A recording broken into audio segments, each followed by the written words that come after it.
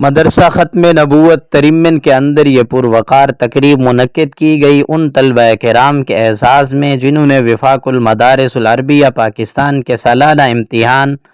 شعبہ کتب کے اندر بہت ہی ضلع بھر کے مدارس میں، ضلع توسہ کے مدارس کے اندر نمایاں کارکردگی حاصل کی اور تحصیل بھر کے اندر پہلی دوسری پوزیشنیں حاصل کی ہیں۔ یہ مدرسے کا اعزاز ہے۔ پہلے طالب علم جو ابھی انعام وصول کر رہے ہیں حضرت محتمیم صاحب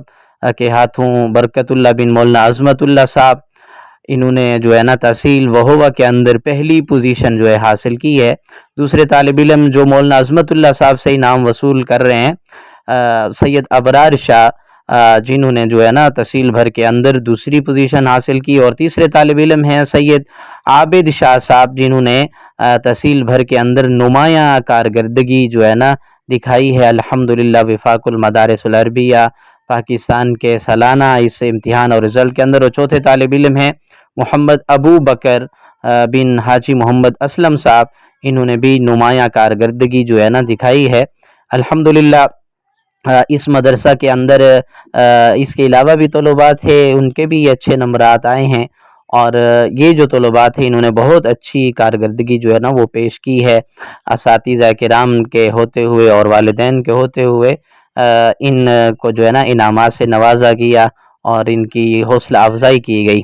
اور آخر کے اندر حضرت مولانا عظمت اللہ صاحب نے چند باتیں ارشاد فرمائیں، گفتگو فرمائی، اور جس میں انہوں نے مدارس کی اہمیت کو واضح فرمایا، اور آخر کے اندر انہوں نے دعا بھی فرمائی مدرسے کے لیے اور تمام بچوں کے لیے۔ اور ہماری بھی دعا ہے کہ اللہ تعالیٰ اس گلشن کو تا قیامت آباد رکھے، قائم و دائم رکھے، اور اس میں محنت کرنے والے تمام اساتذہ کی محنت کو قبول و منظور فرمائے، اور معاونین کے تعاون کو قبول فرمائے، اور اللہ تعالیٰ اس ادارے کو دن دگنی رات چگنی ترقی عطا فرمائے۔ اور اس کے ساتھ ساتھ یہ بھی ایک اہم اعلان آپ یہاں پر سماعت فرما لیں، وہ یہ ہے کہ اگلے سال اس کے اندر شعبہ کتب میں